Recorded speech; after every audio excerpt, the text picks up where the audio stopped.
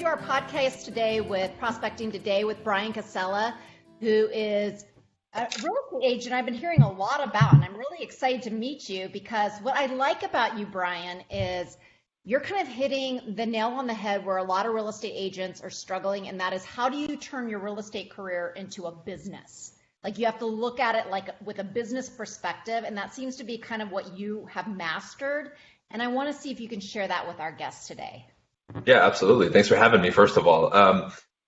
Early on, studying some of the bigger names, like when I came into the scene and I was fresh into real estate, no experience, no sales experience, no connections, didn't know anybody. The only person I could find at the time was Mike Ferry. So I learned a lot from him, and one of the first teachings he said is you need to look at this as a business. Everybody comes in thinking I can take time off. I don't need to show up on time, right? They come in with the wrong mindset. So I kind of adopted that from the beginning in regards to the standards that I held myself at. So all my activities, my scheduling, the way I dealt with my clients, everything was world class. That's how I established it from the beginning, even though I didn't have the experience or the track record yet. I just treated everything as such. So all the steps that I took from that point in real estate and even outside of real estate with my online brand has had that flavor to it. And it really was just a commitment up front, because once you commit up front and you say, I'm going to treat this like an actual business, all the other pieces start to fall in place that I give and other people have started to give online. I just think a lot of people will take some of these tools, but because their mind isn't switched on to treat it like a business, they don't know how to apply it, if that makes sense. Yeah, so how do you take a layman, someone who's just barely into the real estate industry, and teach them like it's gonna be the hardest work you ever encounter? Because that's what I hear a lot of successful agents say. And then you kind of touched on the point where they thought, no, it's going to be a lot of free time, where I make my own schedule and whatnot. What do you say? What are the first things they have to do to get on the path that you're on? Right. I think a lot of what you described is we can say a twisted perspective on it, because we see a lot of TV shows like $1 Million Listing and all these other shows where you just show up in a fancy suit, you get a phone call and you're negotiating a $10 million house, and then you make $300,000 in commission in one phone call. It's not going to work that way, right? So I made it a part of my message in the beginning to do that as well. When I started, I said, okay, I'm starting from ground zero and I need to treat this like a business. Well, the first thing I need is a schedule that's etched in stone, meaning I follow this every day, no matter what. So what I started doing was kind of modeling after successful other careers like doctors and lawyers. They have their day scheduled, right? They have their appointment book and calendar where people fill in their spots. So I said, I need to take that type of mindset and apply it. So the beginning for me was creating a schedule between the hours I was going to work, which was 8 and 6 p.m. And I filled in that time with tasks that I would do consistently every day. Right. So in the morning for me, I'd get into the office at the time at about 7:15-ish, around that time. And I would just prepare anything. If I had to look through any notes or any emails, I gave myself a 15-minute window to do so. From 7:30 to 8, I was already on the phone with somebody practicing dialogues that I would be having with people live, right? Whether on the phone or if I was going door to door. So it was 30 minutes of preparation and warm up. I tell people it's kind of like you're an athlete. If you're an athlete, you don't just jump into the game, you warm up. So you take that time to prepare.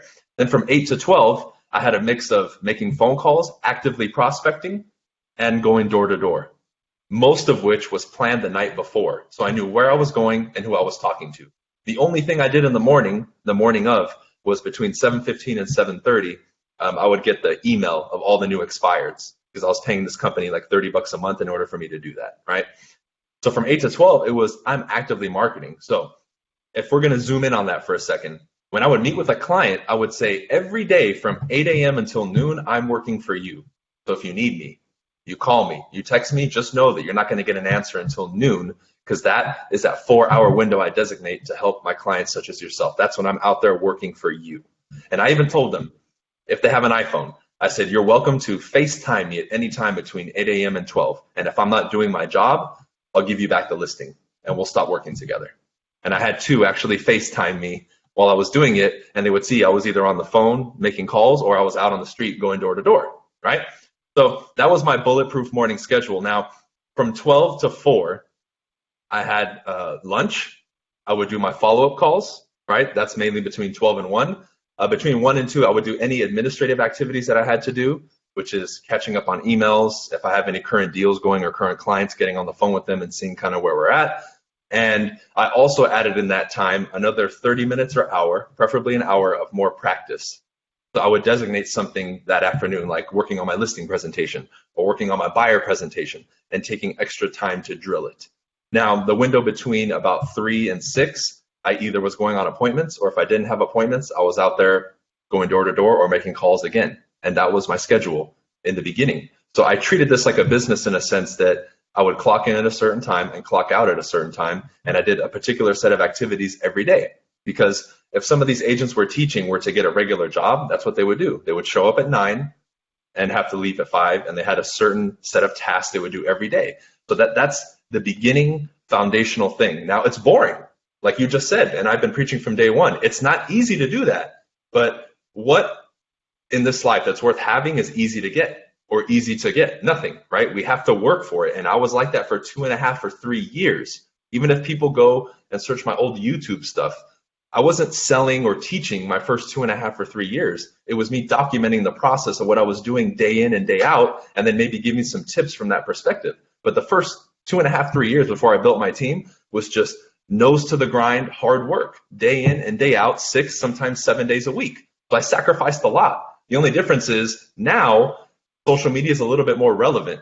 Back then, it wasn't so normal to vlog and keep a camera with you 24/7. I wish I had, because then I could have built like the chronicles so people could really see what was done day in and day out. Because it's easy for me to say it, but once people start doing it, the consistency becomes difficult for them. Right. Was one of the things I think you touched on that a lot of people are missing is you're a former athlete. You kind of work at it like you worked at your former athleticism. So how do you take an agent today that doesn't have maybe not that type of work ethic and teach them, like, to get something like this done, you've got to practice to be good at it and work hard? Yeah, How I much mean, of it's your really, former background comes into that, I guess is what I'm asking. yeah, it's really simple. I mean, even a person who wasn't an athlete has plenty of references. For example, when we were children and we were learning to walk, if we stumbled 2 times, that we stop and say, okay, well, forget it. I'm just going to crawl the rest of my life and not learn how to walk. No, we got up until we figured it out. Then we kind of stumbled.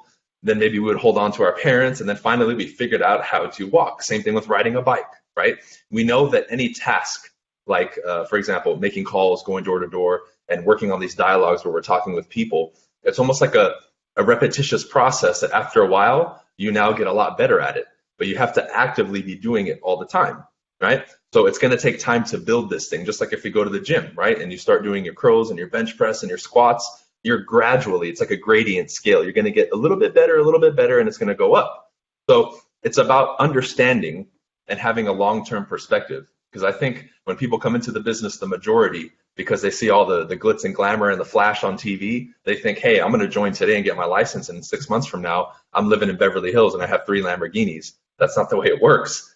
So it's going to take a long-term commitment and perspective to say, hey, I'm getting in now, but I'm going to have to do this every day, at least 5 days a week for the next year or 2 before I can step back and say, okay, what's going on here, right? And that's a common flaw I see is after 2 weeks, a month, 2 months, people are trying to take a step back and say, oh, wait, this isn't working, when in reality, they're still in the building momentum phase, kind of like the spaceship taking off. What is it? They burn 60 or 70% of their fuel before they even break the atmosphere. That's kind of what I tell people is the best reference. Take a lot of dedication, a lot of grit, and a lot of just repetition to get good. Because, and then I'll pass it back to you after this, you don't enjoy this until you get good. You see, now that I can talk to somebody on the phone or go door to door and I know how to work the magic or whatever you want to call it, now it's super enjoyable. Same thing when I started sports. I wasn't good. I had to work for it, you know? So that's kind of what I have to say about that. This is my Fun little visitor there. my Sphinx cat. Yeah, he's curious. Where does your motivation come from? How do you stay so motivated? Because I hear that a lot in talking to agents is they burn out on motivation. Yeah. So how do you stay motivated? Well, it's a great question. And I think what a lot of people do, and this is how I kind of categorize this. This is more of like a mindset, right? I have a duty and a purpose as an individual to push for my maximum potential as an individual, meaning like what I'm doing doesn't matter, right? I could be playing basketball, doing real estate, playing the piano. I just want to be great at it, right? So it has more to do than with just the task, but I'm building like a legacy and an empire with myself and the people around me. So I see this as one of those vital things that has to be done. So whether I feel motivated, which is an emotion, whether I feel like it or I don't, I still show up and get things done because I've made the connection between this career and these activities and where I want to go, like a clear connection, right? And I think a lot of people who still are stumbling at that kindergarten level of motivation, they haven't made that connection yet with all these things that they're doing, being able to clearly see what it's going to produce for you, whether it's income, you want freedom to travel the world 6 months out of the year, whatever it is that you want. Maybe some people want to get in real estate, make some money, and then save up that money and start other businesses. And they know they can create some capital with real estate. But you need to make that connection. That way, when you show up every day, again, on the days, and this is where it really matters, the days that you don't feel like doing it, you're sick, you have every reason in the world to complain, you're still going to show up because hey, if I don't show up today, I really don't want XYZ, whatever that is, right? If I want to live free where I can travel the world 6 months a year, I really don't want that because I'm not willing to put in the work. And this is the vital tool. This is like the motor to the car that's going to get me there. You know what I mean? Right. So how do you get in the mindset when you go through failure after failure? Because initially when you start, it's a lot of slam doors, a lot of hang-ups. How do you get in the proper mindset to push forward and not let that failure or what feels like failure or weigh you down? Because so many get weighed down by that as well. Yeah. One of the old sayings I heard, I forget who said it, is it's not failure, it's feedback, right? So when I come in and I'm new at sales, just like I tell people I'm the best example because I had no sales experience. I wasn't a natural, right? I didn't have any connections. I just jumped in and this was completely new to me, like most people. So I said, you know what? I already accept the fact that there are going to be failures because I'm not that great yet. But the failures and feedback that you get is exactly what you need to be able to now take a look at what you're doing, make the adjustments, and become better, right? How do we get better at shooting a basketball? You miss a lot until you finally figure it out, right? So there has to be some sort of dedication to be good behind it. So as you're going through the failure, like I did back in the day, let's say I heard an objection over and over and it was stumping me and I'm getting frustrated. At night, when I finished working, I would already have that written down and I would start using my mind and say, okay, I've heard this objection and obviously I'm struggling with it, right? So now, what are some responses that I can come up with? What is some factual evidence that I have, or what is something good based on what I'm learning that I could respond with that's going to tackle this objection and me be able to handle it? So I almost took like a student approach. And I was like, you know what? I need to learn from my mistakes. Instead of complaining about it or getting down on myself, I need to shift my mind to let's learn from this. And as I started doing that, I started seeing a lot better results because all it was a shift of focus from I'm missing out, I'm not getting business, to I have the feedback now to get better. Let's keep taking steps. Do you remember a time when you felt like, oh, I just turned that corner? Like I've been getting this objection. Now I've been studying about it. I've come up with different responses and wow, I just had a different outcome. Do you remember, can you give us like a good example of when you felt you turned that corner?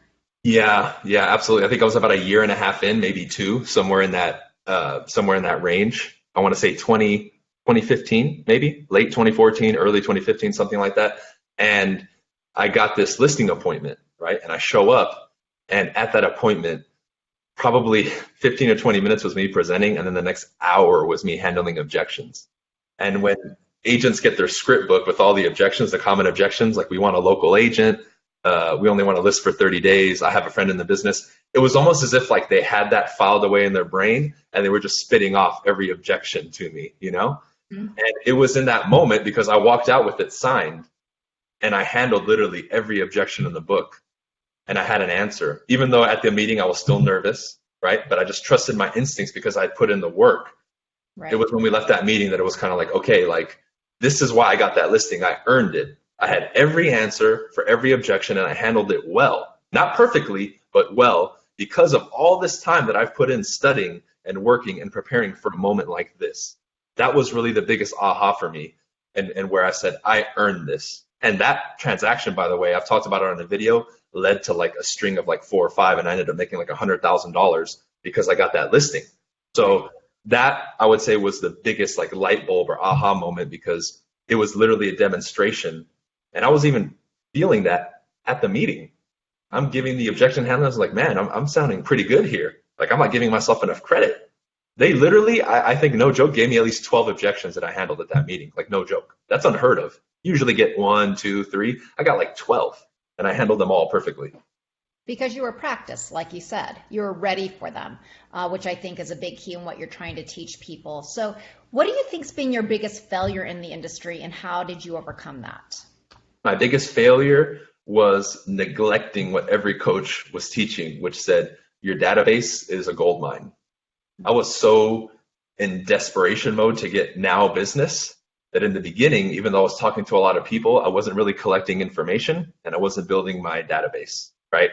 Mm-hmm. That was the biggest thing for me, because I'm now, just now, about 6 years in, starting to see the benefits of having built it when I probably should have a year or two ago had I done it correctly from the beginning, right? My mindset was, I'm young, nobody I know is going to help me with a buyer or a seller because everybody's too young, no one's qualified.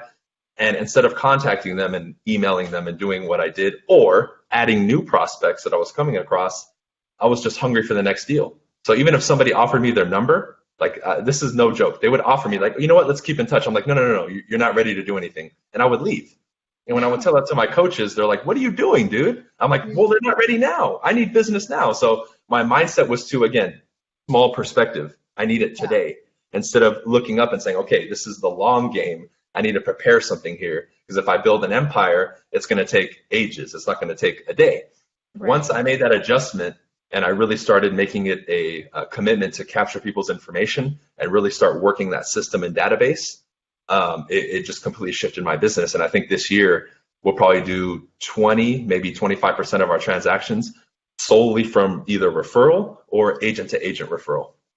Yeah. So was it lack of a CRM in the beginning that you weren't dumping information into?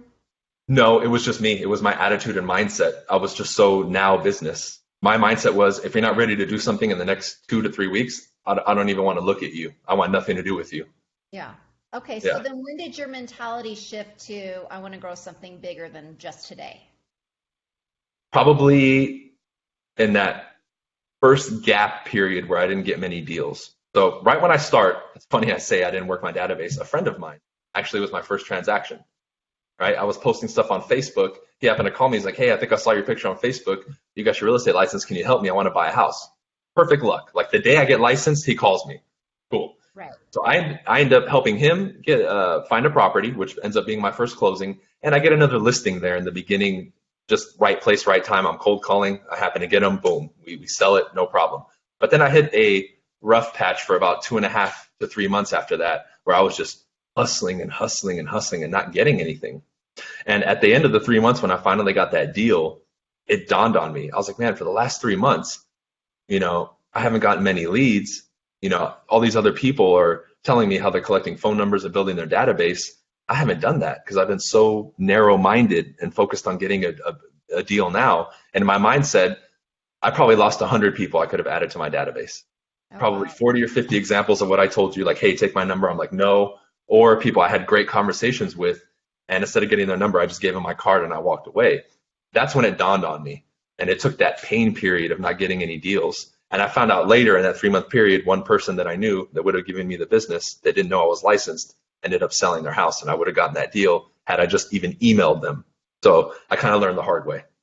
Yeah. About how far into your career was this light bulb moment happening? Probably about 4 months in. Because people need a proper perspective, though. When I was working, I was doing 50 to 60 new contacts a day. Like, that's a lot. That's prospecting 4 or 5, 6 hours a day on the doors or on the phones.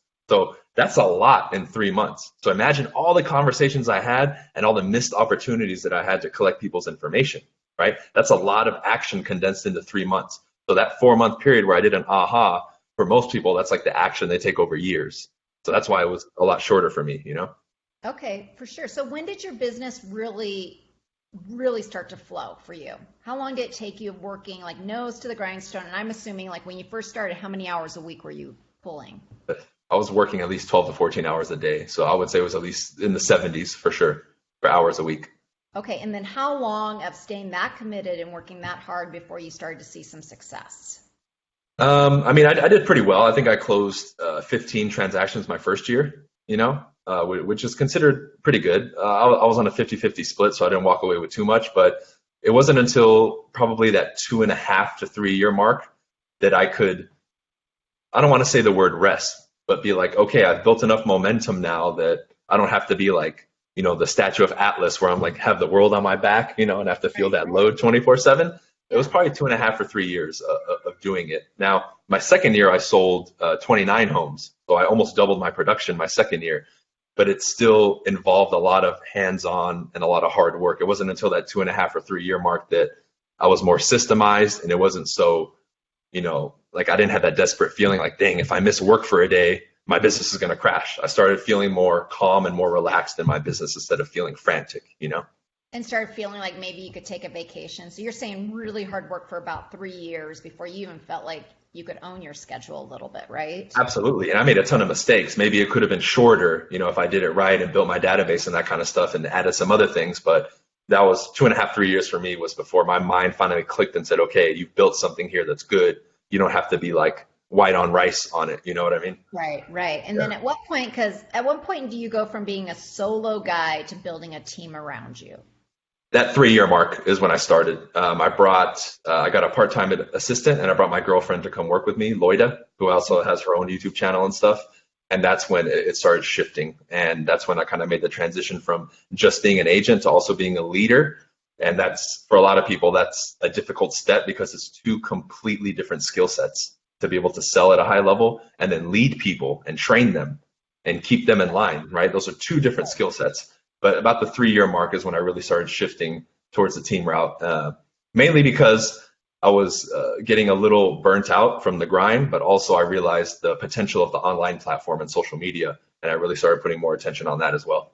Right, absolutely. And so, looking forward, how would you tell agents to go about building a business that they can take with them long, even past retirement, should they choose to? How do you build a strong future business in Yeah. this industry? Of course, two things I want to tell them. Number one is you have to make the decision earlier, the better, if you want to stay like a single agent route with an assistant and kind of build that way, or if you want to build out a team, because those paths are going to be different, right? So that decision has to be made. And I would tell people make it within the first 2 years. You don't have to make it right away, but just start kind of planning and thinking about it, right? Yeah. The second thing would be to understand that we're at a beautiful moment in time right now where the old school model for the business, like what I was describing in this interview, works, but you also have the element now where the new school stuff like social media is at the forefront, right? We have our clients now who are even in their 50s and 60s asking us sometimes, what's your social media presence? So that tells me it's in the mainstream now and people know about it. So you have to be able to effectively, if you really want to go to the top, master and still do the old school stuff and still do the CRM, the prospecting and all that. But if you can now start to create some video content and brand yourself online so you're at least there and people see you, now you're talking about building something big, because what I mentioned earlier about agent to agent referral, that's huge for us. And I think in the next coming years, that is going to be like a business in itself because we're getting so many referrals now just because we built a brand online here in LA and people know us. Yeah, that's very interesting. How did most people find you? Was it YouTube, or where did you go to really build your online brand? I was smart about it and I built all my platforms. I mean, you could record a video on your phone and put that same video on Instagram TV. You can put it on Facebook as a video upload, and you can put it on YouTube. So I just started putting my stuff everywhere. And it's even in my schedule now every day for at least 30 minutes to go live, like on Instagram and some of these platforms. And it's in my schedule because I want to engage with the audience. Oh, And interesting. yeah, Okay. and I would say it's been a healthy mix because part of the demographic is only going to use Facebook. Another part is only going to use Instagram. Another part is only going to use YouTube. So if I can schedule it and condense it all into like an hour, hour and a half, where all my video content is put and all my live content is made, that's a solid, easy, simple time in my schedule to dedicate to social media where I'm not consuming, but I'm producing. That's the key. We get caught up too much consuming social media. We need to produce. 90% of my time on social media is production. It's not consumption, right? Right. So if you can do that effectively, again, with still doing the old school stuff, I think the future is very bright for anybody in the business for sure. Yeah. So do you keep a calendar where you have topics so you know every day what you're going to hit for your online presence? In the beginning, I did. Yes, it was very methodical, very planned out. I even had little notes when I spoke. And I would do my best to on Sundays kind of map out the week and what I was going to do. Or I'd get together with my photographer or a videographer and we would just shoot all the videos in one sitting in like an hour, hour and a half for the week. And I would shoot a bunch of 5 or 10 minute videos. Now, I'm so used to it now that I can just turn the video on and talk about whatever. I mean, I don't even prepare my speeches anymore. I can have a 1 or 2 hour keynote speech and I just show up and I say, what do you want me to talk about? And I just talk. It's gotten to that point now where it just comes out. But in the beginning, yes, you want to be more methodical, plan out your week. Sunday night's a great time to sit down and write all your topics for the week. And if you can even shoot it on a Sunday evening, that's the best, because then you just got all your content done and during the week you can focus just on your business. Yeah, that's great. So I think a lot of agents are terrified of doing what you just talked about, doing something, creating some kind of online presence. You're younger, you kind of like feel like a lot of energy and it feels like it would be a natural fit for you. So what would be something, because I think what I hear you saying is you're getting success from this, that you built an online brand and people know you as a result of it. So what would you say to that one that's just a little more timid, doesn't have as big of a personality as you? How would they go about creating an online brand for them? Yeah, and I think that's a lot of people have, I think that's blown out of proportion, right? I wouldn't say, like, if you were to interview people who knew me before I did social media, they would tell you that I've changed. I'm not the same, right? So what I really want to hammer home to people, especially if they fall and they consider themselves super introvert, not a great communicator, doesn't have energy, I don't have much personality, whatever you say, this communication art is a skill. You can learn it. I don't care who you are or where you're from, you can develop it because it's a systematic set and sequence of things, words you say, how you deliver it, gestures. It can be learned if you apply what we just talked about, the first 10 or 15 minutes of an hour, hour and a half every day of practicing, right? The cool thing with it, knowing that, is when you start doing video, you very quickly will get much better, right? You can even do it privately first and just shoot 30 seconds or a minute and read a script if you have to. Get used to seeing yourself, because this is the second hurdle I see is I tell somebody, let me see a video of you. This is like my test to them, right? To see where they're at with their self-esteem. And most people are terrified to show anybody any video or pictures of themselves, right? And that's what has to be handled by people. If you can't appreciate and look at yourself, how can you expect the audience or a stranger to look at you and appreciate you, right? So it starts with you. So I give people drills. Watch videos of yourself every day for even 10 minutes until you can get used to the point of even watching yourself and saying, okay, that was pretty good, or I could have made that better. But if you still have that like disgust or like reaction, then that needs to be fixed. Because if you have that reaction, you're never going to be good at video. But the way that you get over that is by watching and doing it constantly. The last thing I can give them that'll help them tremendously is, this is a program that's available, I know in the US, I don't know if it's available outside, but called Toastmasters, right? It's a public speaking forum. They get together once or twice a week. It's a group of people who all pay like $10 a year, and you just practice public speaking in a controlled environment where people give you positive criticism. They don't boo you off stage. They don't make fun of you. They just say, hey, you did this well, you did this well, fix these 2 things. And they literally, again, with this approach, the scientific approach, teach you what you need to learn about, moving correctly on stage, gestures, word usage, delivery, eye contact, and all the tools that you need. I did that for 2 years, once a week when I started. And that made a huge shift in my ability to be able to speak not only in public, but also on video. And if you can handle the video thing, it's going to help you tremendously when you sit with clients and when you get in front of people, because it has the same effect that public speaking has if you really think about it. We could all be hanging out and everybody's relaxed, but the moment I say, hey, I'm recording, everybody tenses up. Right, yeah. But it's the same thing. It's the same thing. So see, again, the long-term benefit of mastering this thing, because it's not hard. It just requires you to put your ego to the side for a second and confront your insecurities and get over them, right? And it's not an easy process, but you have to be dedicated to it and be willing to go through the emotional roller coaster of doing it, Yeah, absolutely. So building a long-term business for you has been creating a persona or putting your image out there where people recognize you, and doing that through social media or online, as you say. Is there anything else, like a stumbling block? You've been there. Anything else you could give in terms of words of advice for agents? Like, what is the one thing you want them to take away from all of this? Yeah, the biggest thing I would say is, when you've picked a coach, a teacher, or a method, stick to it, right? The biggest mistake I see is people want to study 20 different coaches and try a little bit of each one. That's not going to work. Pick whatever system identifies with you the most, whichever one you feel is the best fit, whichever one you personally connect with or enjoy the most, and just ride that till the wheels fall off, and at least master that and get good at it before you start adding anything else. Because everybody's, it's almost like they go to the buffet and they want to get one piece from every little tray, and they only have one little plate. Eventually stuff is going to fall off and it's not going to work. So pick a system that you like the most and you identify with the most, and just focus on that and stop worrying about any new method that comes out, and just master that.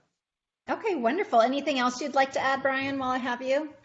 No, thanks for having me. These are always fun, and I look forward to doing more. And I think this is what people need. They need very clean and just honest and simple advice to get them started that is going to help them the most.